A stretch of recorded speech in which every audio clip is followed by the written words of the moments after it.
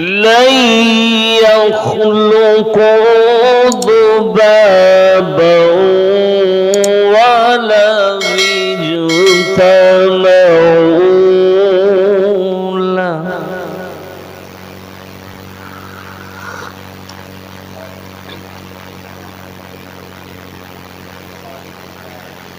وإن يسلبهم الذباب شيئا لا يستنقذوه منه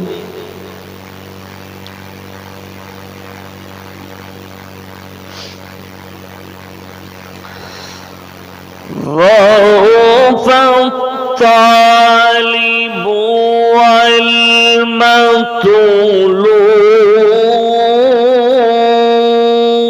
والمطلوب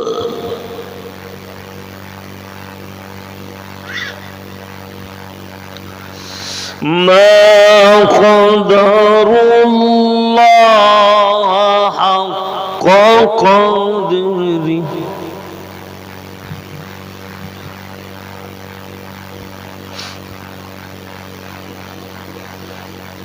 ما قدر الله حق قدره إن الله لقوي عزيز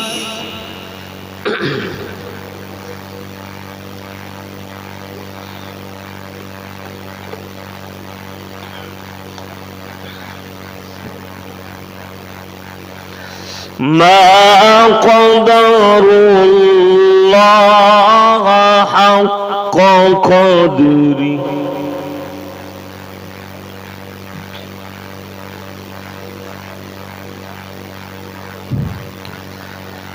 ما قدر الله حق قدره إن الله لقوي عزيز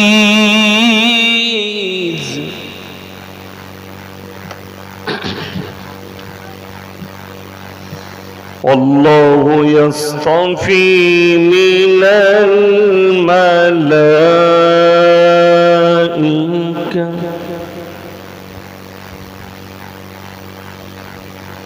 والله يصطفي من الملائكة رسلا ومن الناس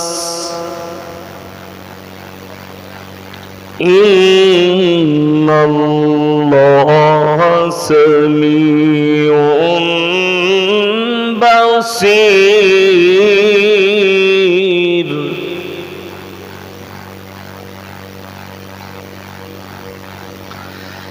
يعلم ما بين أيديهم وما خلفهم وإلى الله ترجع الأمور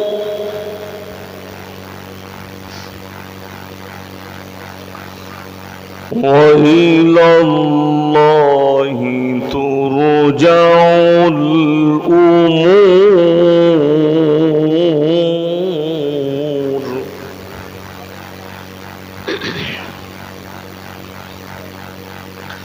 يعلم ما بين أيديهم وما خلفهم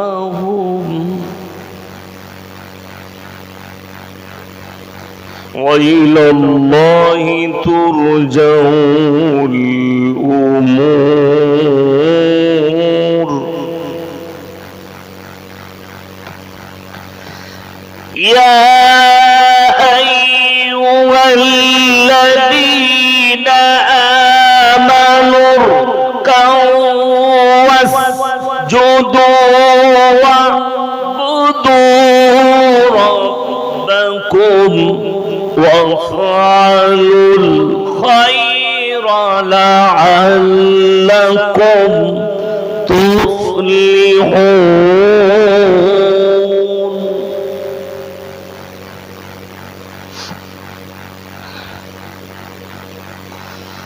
يا أيها الذين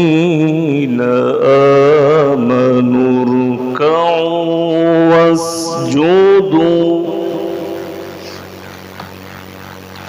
واسجدوا واعبدوا ربكم وافعلوا الخير لعلكم تفلحون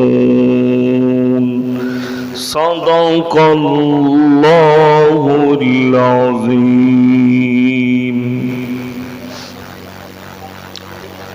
الحمد لله رب العالمين والصلاة والسلام على رسوله الكريم أما بعد فأعوذ بالله من الشيطان الرجيم بسم الله الرحمن الرحيم قل اللهم مالك الملك تؤتي الملك من تشاء وتنزع الملك ممن تشاء وتعز من تشاء وتذل من تشاء بيدك الخير إنك على كل شيء قدير وإلى مدين آخر فأعوذ بالله من الشيطان الرجيم بسم الله الرحمن الرحيم لن تنالوا البر حتى تنفقوا مما تحبون وما تنفقوا من شيء فإن الله به عليم وإلى مدين آخر فأعوذ بالله من الشيطان الرجيم بسم الله الرحمن الرحيم يا أيها الذين آمنوا هل أدلكم على تجارة تنجيكم من عذاب أليم تؤمنون بالله ورسوله وتجاهدون في سبيل الله وإلى مدين آخر فأعوذ بالله من الشيطان الرجيم بسم الله الرحمن الرحيم أطيعوا الله وأطيعوا الرسول وأولي الأمر منكم فإن تنازعتم في شيء فردوه إلى الله إلى آخر الآية خيركم من تعلم القرآن علمه كما قال عليه الصلاة والتسليم মাননীয় শ্রদ্ধেয় উলামা ইকরাম হুফাজ ইকরাম এবং আমার জ্ঞানী গুণী মানী সম্মানী মাননীয় শ্রোতা মণ্ডলী পর্দার অন্তরালে পর্দা নসিব মায়েরা এবং বোনেরা আল্লাহর বড় দয়া কৃপা ভালোবাসা আমাদের প্রতি গোটা বিশ্বের প্রতি সবাই আল্লাহর শুকর আদায় করে হৃদয় থেকে বলি আলহামদুলিল্লাহ। তারপরে পরে বিশ্ব নবী জানাবে মুহাম্মাদুর রাসূলুল্লাহ সকলে বলুন সাল্লাল্লাহু আলাইহি ওয়াসাল্লাম তিনার প্রতি শত কোটি দরুদ বর্ষিত হোক বলুন আমিন সুম্মা আমিন। সবাই একবার দরুদে ইব্রাহিম পাঠ করি আল্লাহুম্মা সাল্লি আলা মুহাম্মাদিন ওয়া আলা আলি মুহাম্মাদ কামা সাল্লাইতা আলা ইব্রাহিম ওয়া আলা আলি ইব্রাহিম ইন্নাকা হামিদুম মাজিদ আল্লাহুম্মা বারিক আলা মুহাম্মাদিন ওয়া আলা আলি মুহাম্মাদ কামা বারাকতা আলা ইব্রাহিম ওয়া আলা আলি ইব্রাহিম ইন্নাকা হামিদুম মাজিদ। গুটি কয়েক কথা আলোচনা করব, আমরা সকলে আমল করব বলুন ইনশাআল্লাহ। আমার আগে নাম এলান করলেন, তার আগে ভাইজান বলছিলেন তিনি তাকবীর দিলেন আল কোরআনের আলো ঘরে ঘরে যান, আল হাদিসের আলো ঘরে ঘরে যান। এটা তাকবীর দিলে হবে না, আমলে পরিণত করতে হবে। রাসূল সাল্লাল্লাহু আলাইহি সাল্লামের সাহাবীরা যে কথাটা শুনেছেন সেটার উপরে টিকে গিয়েছেন, লড়ন চড়নের রাস্তা নেই। যার কারণে সাহাবীদের ইতিহাস যদি খোলা হয় তারা কোনো জায়গায় নৈরাশ হয়নি এবং আল্লাহ সাহাবীদিকে কামিয়াবি দান করেছেন। তার মূল খালি একটা উদাহরণ দিচ্ছি। এটা আলেমরা ভালো করে তারিখের কিতাবে পাবেন, হাদিসে 313 জন সাহাবী একদিকে, 1000-এর বেশি বেঈমান কাফের একদিকে। যুদ্ধের ময়দানে সাহাবীরা বললেন, ইয়া রাসূলুল্লাহ, সাহাবীর দল কম, বেঈমান কাফেরের দল ভারী। আল্লাহ তাআলা আয়াত আয়াত তাওয়াক্কালতু আলাল্লাহ, হে নবী সাহাবীদিকে বলো আল্লাহর উপরে তাওয়াক্কুল আর বিশ্বাস করতে। সাহাবীরা বিশ্বাস আনলেন, পরিপূর্ণতা নিয়ে এলেন, ইয়াকিন আর বিশ্বাস। আল্লাহর কসম, তারিখের কিতাব খুলুন, আল্লাহ সাহাবীদিকে কামিয়াবি দান করেছেন। জোরে বলুন সুবহানাল্লাহ। সাহাবীরা কামিয়াবি পেয়েছে, জয়লাভ করেছে। 1000-এর বেশি বেঈমান কাফের তারা হেরে গেছে যুদ্ধের ময়দানে। আপনারা আমরা যারা আমাদের ভারতবর্ষের অমুসলিম ভাই আছে, যারা স্কুলে পড়াশোনা করেনি, ইসলামের ইতিহাস পড়েনি, তাদেরকে কিছু গন্ড মূর্খ লোক বুঝাচ্ছে জিহাদ মানে কাফেরকে কেটে দাও। এটার ভুল ব্যাখ্যা এটা।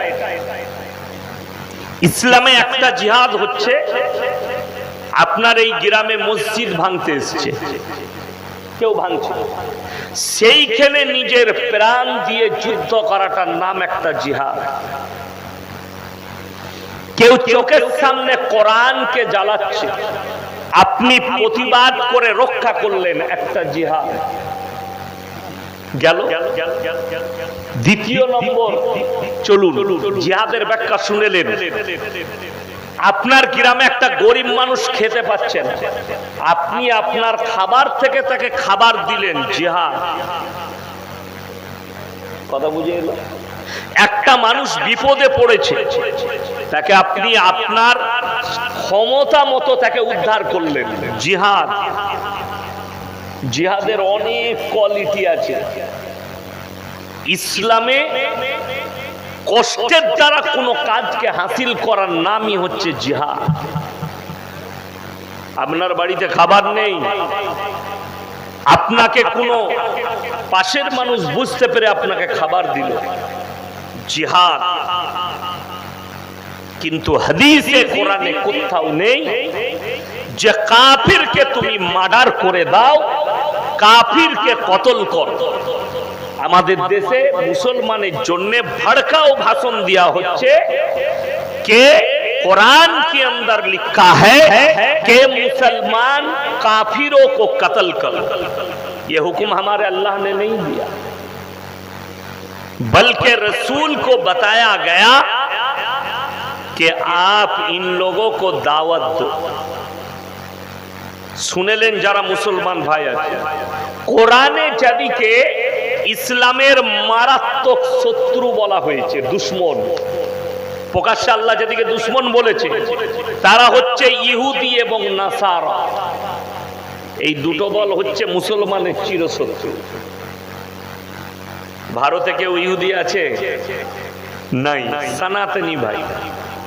তাকে আপনি নরমির সঙ্গে আপনার ধর্মকে বুঝান, সে ফিরে আসতে পারে। লেকিন এই যে আশুরার রাত্রি, আজকে আপনারা কোরআন হাদিসের বক্তব্য শুনছেন, আমার পরেও কেউ আসবেন, দোয়া করবেন, কোরআন হাদিসের কথা শুনছেন। কিছু আমি এই মুহররম মাস সম্পর্কেও বলবো, যেহেতু এই রাত উদ্দেশ্য করে আজকের জলসা। তো এই রাত্রি উদ্দেশ্য করে জলসা, আজকে আপনাদের এখানে জলসা হচ্ছে। আপনি এগিয়ে যান, যদি হাওড়া জেলায় ঢুকে যান, রানীহাটিতে ড্যান্স চলছে, খিদিরপুরে ড্যান্স চলছে, নাচ চলছে, আমার বর্তমানে ড্যান্স চলছে। আমি বাড়ি থেকে আস্তে আস্তে দেখলাম লরিগুলোকে সব নো এন্ট্রি দিয়েছে পুলিশরা। কি ব্যাপার? কলকাতায় ঢোকা যাবে না। আজকে মুসলিমরা মুহররম পালন করছে, তাজিয়া করেছে। আমি আমার কথা বললে বলবেন এটা আপনাদের ফতোয়া, যারা বিপক্ষ মৌলবি আছে আমি তাদের ফতোয়ার কিতাব থেকে দলিল দিয়ে যাব আজকে। কষ্টটা ওইটাই, আমাদের দেশে কিছুদিন আগে রথযাত্রা হলো, হয়েছে না হয়নি? রথযাত্রা হয়েছে, উড়িষ্যায় না কোথায় দেখলাম বিপত্তি ঘটেছে, কিছু মানুষ মারা গেছে রথ পড়ে গিয়ে। তো ওটা হিন্দু ভাইদের পরব। আর আমার কাছে যদি ফতোয়া নেন, এই রথযাত্রা আর তাজিয়া টানা দুটোর মধ্যে পার্থক্য কিছুই নেই। কথা বুঝে? যদি কোনো মৌলবি থাকে আমার আওয়াজ তার কানে যাচ্ছে, বাপের বেটা হলে কোরআন হাদিস থেকে দলিল নিয়ে আমার স্টেজে পৌঁছাও, যে আল্লাহ নবী শুনেলেন। আমরা কেউ হযরতে হোসেনের সঙ্গে যুদ্ধের ময়দানে ছিলাম? কথা বলে না, ছিলাম না। আল্লাহর হাবিব সাল্লাল্লাহু আলাইহি সাল্লাম দুনিয়া ছাড়ার 52 থেকে 53 বছর পরে কারবালার ঘটনা ঘটেছে, হলো। আর আল্লাহর কসম খেয়ে বলছি, আল্লাহ যেদিনে দুনিয়া সৃষ্টি করেছে সেই দিন থেকে এই আশুরার রাত্রির ফজিলত, জোরে বলুন সুবহানাল্লাহ, এই 10ই মুহররম এর ফজিলত আর আপনাদের অনেকের জানা নাই। এই গন্ডমূর্খরা যারা মদ খেয়ে ড্যান্স করছে, লাঠি খেলে ঢোল বাজনা বাজিয়ে, এদেরও জানা নাই এই 10ই মুহররমের রোজাটাই ছিল প্রথমে ফরজ রোজা। পরবর্তীতে রমজানের 30টা রোজা ফরজ হওয়ার পরে এই রোজাটাকে নফল করে দেওয়া হয়েছে। এবং একটা হাদিসে আছে, এই রোজা যদি কেউ রাখে তার নামায় আমলে 1 বছর রোজা রাখার নেকি দেওয়া হবে। জোরে বলুন সুবহানাল্লাহ। আমি আপনাদের এখানে জলসা করছি, জলসা শেষ করব, আমার মাদ্রাসার ছাত্র 100টা ছাত্র রোজা রাখবে কাল, আমি তাদের সঙ্গে সেহরি খাবো। আমি সব কিনে দিয়ে এসেছি, বানাও, বাবুর্চি রান্না করবে, আমি তাদের সঙ্গে বসে রাত্রে আজকে সেহরি খাবো। সেহরির ওয়াক্ত রোজা, এই রোজার ফজিলত আছে। 10ই মুহররমের ফজিলত হাদিস ও কোরআনে একাধিক আছে। বিল ইত্তেফাক একটা দুর্ঘটনা যে এই দিনই হযরতে হোসেন কারবালার প্রান্তরে শহীদ হয়েছে। যদিও আমার সাহাবীর নামটা এখন মনে পড়ছে না, কালকেই পড়েছি। যুদ্ধের যতগুলো সাহাবী ছিল হযরতে হোসেনের সঙ্গে, সবাই শহীদ হয়ে গেছেন, একজন বেঁচে মদিনায় ফিরেছিলেন। কজন বললাম? একজন, নামটা আমার মনে পড়ছে না, পরবর্তী জলসায় বলে দেবো, শুনে নেবেন। কালকে আমার উলুবেড়ি এই জলসা আছে, ইউটিউব খুলে শুনে নেবেন, কালকে নামটা বলে দেবো। এই সাহাবী মদিনায় ফিরে এসে 40 বছর জীবিত ছিলেন। কত বললাম? 40 বছর। এই 40 বছরের জীবনীতে পৃথিবীর একটা মৌলবি যদি বার করে দেখাতে পারে যে তিনি 40 বছরে একটা বছর মরার আগে তিনি তাজিয়া করেছেন, মুহররম পালন করেছেন, গান বাজনা করেছেন। আরে খুদ যে যুদ্ধের ময়দানে হযরতে হোসেনের সঙ্গে ছিল, সে মুহররম চিনল না, এই হারামখোর গান বাজিয়ে দুঃখ পালন করতেন। আপনাদের দেশে কুকুর আছে না? নাই আছে। গরু ছাগল আমাদের গৃহপালিত পশু। একটা গায়ের বাচ্চা মারা গেলে সেই গাইটা 3 দিন খাবার খায় না, মন মারা হয়ে থাকে, ঠিক কি না? একটা কুকুরের বাচ্চা যদি মারা যায় গর্তে পড়ে অ্যাক্সিডেন্টে, তো কুকুরটা 3 দিন মন মারা হয়ে থাকে। এ কোন জাতি? এরা কিরকম মুসলমান যে আল্লাহর নবীর নওয়াজে, একদিকে নওয়াজে আর একদিকে জলিলুল কদর সাহাবী হযরতে হোসেন রাদিয়াল্লাহু তাআলা আনহু যুদ্ধের ময়দানে কারবালার প্রান্তরে শহীদ হচ্ছে। এ হারামখোর বলছে ঢোল বাজনা বাজিয়ে মদ খেয়ে নাচ করে দুঃখ পালন করবে। অবাকটা কোথায় লাগে জানেন? আপনাদের হাওড়া হুগলি জেলায় কি আছে, বাম মরে গেলে মিলাদ করে, করে না? করে না? বাপের জন্য ইসালে সওয়াব করতে হবে। বাম মরে গেলে কোরআন খানি, বাপের কবর জিয়ারত, বাপের জন্য দোয়া, বাপের জন্য কোরআন খানি। তোমার বাপের লেগে মিলাদ হবে, তোমার বাপের লেগে কোরআন খানি হবে, তোমার বাপের লেগে দোয়া হবে, আর হযরতে হোসেনের লেগে গান বাজনা বাজিয়ে ড্যান্স করে মাতম করে তুমি বলছো আমাকে দুঃখ পালন করতে হবে? পৃথিবীর যারা সব থেকে নীচ জানোয়ার আছে, একটা শুয়োর, তার বাচ্চা মারা গেলেও শুয়োরটা দুঃখ পালন করে, তার থেকেও নিকৃষ্ট এরা যে হযরতে হোসেন মরে যাওয়ার পরে মদ খেয়ে ড্যান্স করে। আমার বর্ধমান টাউনে কালকের কথা বলছি, যদি কারো মনে হয় হুজুর বানিয়ে বলছে, গাড়ি ভাড়া আমার, তোমাকে আমার 4 চাকায় নিয়ে যাব, কাল রাত্রে আমার গ্রাম থেকে 4 চাকা ভাড়া করে দেব, রাতের বেলায় বর্ধমান টাউনে পৌঁছাবেন, রাত 10টার পর থেকে রাত্রি 1টা পর্যন্ত, 2টো পর্যন্ত, 4টা পর্যন্ত ছেলে মেয়ে মদ খেয়ে একসঙ্গে ড্যান্স করে। আপনারা বলুন, একটা মানুষের কবর ক জায়গায় হতে পারে? কথা বলেন। দাদা হুজুর পীর কেবলা রহমতুল্লাহ আলাই কোথায় শুয়ে আছেন? ফুরফুরার মাটিতে। হ্যাঁ, আচ্ছা, উনার কবর বাংলাদেশে আছে? কেউ যদি বলে মানা যাবে? কথা বলেন না। আচ্ছা, মিথ্যা কোনটা হবে, বাংলাদেশেরটা না আমাদের দেশেরটা? বাংলাদেশেরটা মিথ্যা হবে। বড় অবাক লাগে, হযরতে হোসেন শহীদ হয়েছে কারবালার প্রান্তরে, মঞ্জিল মাটি হচ্ছে খিদিরপুরে, মঞ্জিল মাটি হচ্ছে রানীহাটিতে, মঞ্জিল মাটি হচ্ছে বর্ধমানে, মঞ্জিল মাটি হচ্ছে মালদা কালিয়াচকে, মঞ্জিল মাটি হচ্ছে খড়গপুরে। একটা লোকের কতগুলো কবরবে? কথাটা বুঝতে পারেননি? আল্লাহর কসম করে বলছি, ইসলাম সত্যর উপরে টিকে আছে। সকলে একবার জোরে বলুন নারায়ে তাকবীর। ইসলাম সত্যর উপরে টিকে আছে, মিথ্যার উপরে নয়।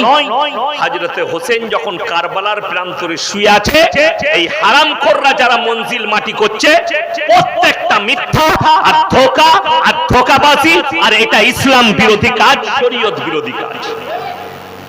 এরপর চলুন, যদি বলেন দলিল দেন, আমি কোন দেওবন্দি আহলে হাদিস ফুরফুরা বক্তার দলিল দেব না। 1 নম্বর, যারা নিজেদিকে সুন্নি বলছে, বেরেলভি ভাই, আহমদ রাজা বেরেলভি, ফতোয়ায়ে রিজভিয়া, নোট করুন, খণ্ড নম্বর 24, ফতোয়ায়ে রিজভিয়া, খণ্ড নম্বর 24, ছাপা হয়েছে পাকিস্তানের করাচিতে বইটা। সেই ফতোয়ার কিতাবে লেখা আছে, মুহররমে তাজিয়া করা, মুহররমে মাতম করা, মুহররমে ফাতিহা করা, মুহররমে মঞ্জিল মাটি করা, এগুলো সমস্ত হারাম কাজ। লিখছেন কে? কোন দেওবন্দি আহলে হাদিস মৌলবি নয়, কোন ফুরফুরার আলেম নয়, লেখছে একজন সুন্নি বেরেলভি ভাইদের বড় আলেম আহমদ রাজা বেরেলভি। গেল দাদা হুজুর পীর কেবলা রহমতুল্লাহ আলাইহির ওসিয়তনামা। আমি 2 ঘন্টার উপরে স্টেজে আছি, যদি কারো হিম্মত হয় কোন হুজুরকে নিয়ে আসুন ইনভাইট করে, চলুন, নাইলে ফোন করে ইনভাইট করুন, ইয়াসিন সাহেবকে ধরবেন। আমি বলে যাচ্ছি, দাদা হুজুরের ওসিয়তনামায় লেখা আছে, মেয়েদের মাজারে যাওয়া তো দূরের কথা, নিয়ত করাটাও হারাম। কথাটা বুঝতে পেরেছেন না? পারেন? এটা দাদা হুজুরের ওসিয়তনামা। 21, 22, 23, 3 দিন হয় না ইসালে সওয়াব। মেয়েরা যেতে পায়? জোরে বলুন, মেয়েরা যেতে পায়? নিষেধ আছে, এটা দাদা হুজুরের ওসিয়তনামা। এরপর বলে দিই, হাওড়া, হুগলি, মেদিনীপুর, 24 পরগনা, এই জেলার মানুষরা বাস ভাড়া করে নিজের বউকে সাথে করে নিয়ে আজমিরে গিয়ে খাজা বাবার মাজারে সিজদা করে আসে। তুমি নিজেকে বলছো আমি দাদা হুজুরকে ভালোবাসি, তোর থেকে বড় দাদা হুজুরের দুশ্মন পৃথিবীতে আর কেউ নেই। কেন? দাদা হুজুর মেয়েদের মাজারে যাওয়া হারাম বলেছে। আমি চ্যালেঞ্জ করলাম প্রত্যেকটা মৌলবীকে, যদি দেখাতে পারে খাজা মঈনুদ্দিন চিশতি রহমাতুল্লাহ আলাইহি তিনার যে কোনো কিতাবে তিনি লিখে গেছেন, আমি মরে যাওয়ার পরে আমার কবরে চাদর চড়াবি, আমার কবরে সিজদা দিবি, আমার কবরে এসে ভালো মন্দ চাইবি, আমি মৌলভী শওকতের বেটা জীবনে আর সমাজের বুকে মুখ দেখাবো না, আর বক্তব্য দেবো না। এটা চ্যালেঞ্জ, জীবনে আর বক্তব্য দেবো না। ইসলাম কোথায় শেষ হচ্ছে শুনেলেন? আপনারা মনে করছেন আপনারা সাধারণ মানুষের দ্বারা শেষ হচ্ছে না, আল্লাহ রসুলের হাদিস আখরি জামানায় এক শ্রেণীর হুজুরদের দ্বারা ইসলামের ক্ষতি হবে, আর সেই হুজুরগুলোই জাহান্নামে প্রথম অধিকার হবে, তাদেরকেই প্রথম প্রবেশ করানো হবে, যারা মানুষকে গুমরাহির দিকে নিয়ে যাবে। উত্তর প্রদেশের একটা বেরেলভিদের বক্তা বয়ান করছে, আরে हुसैन के मोहब्बत में ढोल बजाना और डीजे बजाना ये भी सवाब का काम है। जोरे बोलুন नाउजुबिल्लाह। এটা আম লোক নয়, একটা আলেম বয়ান করছে বেরেলভিদের। আমি এমনি এদের নাম গুটকাখোর আর জিলাপি হুজুর রাখিনি, ওই জন্য রেখেছি যে এদের যে কোন হালতে গুটকা চায়। আমার গোলসি থানার পাশে একটা বাজার আছে, আমার দাওয়াত হলো জলসা, আমার পরে বললে এলান করছে, আমার পরে সবসে হিন্দুস্তান কা বড়া মুফতি আ রাহা হ্যায়, তো আমার পরে আসবেন। তিনি এলেন, যেমন আমি ইনারা 5 মিনিট আগে চলে এলাম, এসে বসলাম। আচ্ছা, কটা গুটকা ছিঁড়ে মুখে বললাম, দেখতে পেলেন?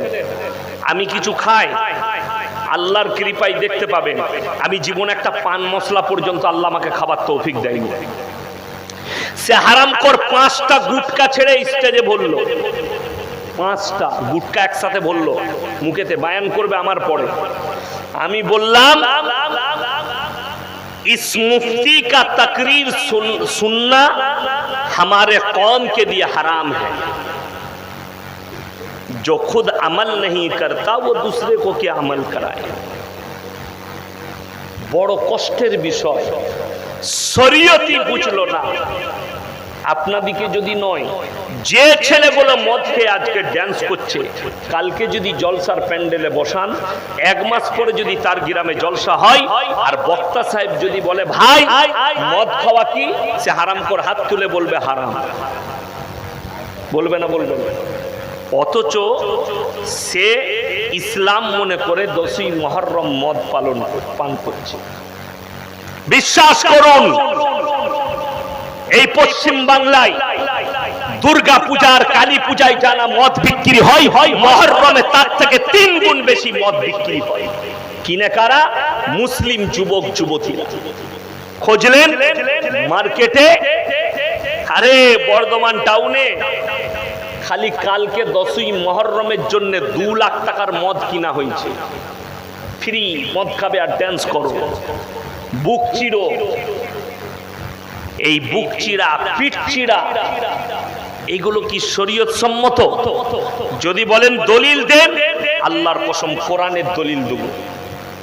জোরে বলুন না সুবহানাল্লাহ। কোরআন খুলেন, যারা বুক চিড়ছে, যারা পেট চিড়ছে, যারা পিঠ চিড়ছে, যারা আগুনের ওপরে, আমাকে একটা ছেলে বলছে, আরে তোমরা কেমন হুজুর হয়েছে। আচ্ছা শুনেন, আমি ধরলেন একটা নিকৃষ্ট মানুষ, আমার আমল ভালো নেই, কিন্তু আমি বলে যাচ্ছি দাদা হুজুর পীর কেবলা রহমতুল্লাহ আলাইহি তো একজন আল্লাহর ওলি ছিলেন, ঠিক কিনা? আচ্ছা, তিনার সম্পর্কে কোনোদিন শুনেছেন কোন ফুরফুরার হুজুরদের মুখে যে তিনি আগুনের ওপরে মুসল্লা বিছিয়ে নামাজ পড়েছেন?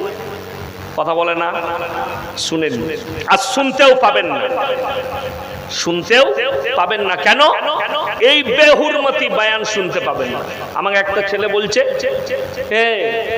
তোমরা কি বুজুর্গ হয়েছো কেন? আমাদের এলাকায় একটা গ্রামে মুহররম হচ্ছে, মানে গান বাজনা চলছে, বলছে মুর্শিদাবাদ থেকে এমন একজন ওলি এসছে, সে আগুনের ওপরে মুসল্লা বিছিয়ে 2 রাকাত নামাজ পড়বে। হারামখোর 5 ওয়াক্ত নামাজ পড়ে না, কিন্তু 2 রাকাত পড়বে। আমাকে বললে তুমি পারবে? না, আমরা মৌলবীরা পারবো না। বলে কেন? আমরা মুসল্লা আগুনের ওপরে বিছিয়ে নামাজ তখন পড়া যায় যখন গাঁজা খাওয়া যায়, তখন। কথাটা বুঝতে পারেননি? মদ গাঁজা না খেলে আগুনের উপরে চলতেও পারবে না, আগুনের উপরে মুসল্লা বিছিয়ে নামাজও পড়তে পারবে না। যদি বলেন হুজুর আল্লাহর ওলিরা পারবে না, এই বাংলাদেশে এই রকম বড় বড় বাউল বুষ্ট, তার নাম হচ্ছে শামীম রেজা, আমাকে একজন বক্তব্যটা পাঠাইছে, বাংলাদেশের ভক্ত, কি বয়ান করছে জানেন? বড় পীর আব্দুল কাদের জিলানী রহমাতুল্লাহ আলাইহি তিনি খানা খেতে বসেছেন, তিনার পাতেতে আছে দেশি মুরগির মাংস, তিনি দেশি মুরগি খাচ্ছেন, তার পাশে তিনার মুরিদানরা বলছেন বাবা তুমি জান মেরে কেন খাচ্ছ? বড় পীর আব্দুল কাদের জিলানী বললেন ওরে মূর্খের দলেরা, আমি যে মুরগিটা খাচ্ছি এটা জ্যান্ত করার ক্ষমতায় আমার কাদিরের আছে। জোরে বলুন নাউজুবিল্লাহ। এটা কি? এটা একটা বানানো ঘটনা। কিয়ামতের দিনে বড় পীর আব্দুল কাদের জিলানী রহমাতুল্লাহ আলাইহি ইশারা করবেন, এই মৌলবীগুলোকে আল্লাহ তুমি জাহান্নামে দাও, আমার নামে মিথ্যা অপবাদ দিয়েছে। আল্লাহর কসম, পৃথিবীতে মুর্দাকে জিন্দা করনে वाला যদি আল্লাহ কারো কাছে শক্তি আছে সেটা হচ্ছে একমাত্র রব্বুল আলামিনের কাছে। দ্বিতীয় শক্তি জানো? তুমি যে বলছো বড় পীর আব্দুল কাদের জিলানী রহমাতুল্লাহ আলাইহিকে অপমান করা হবে, যদি বলেন কেন? আল্লাহ রাসূলের হাদিস শুনে,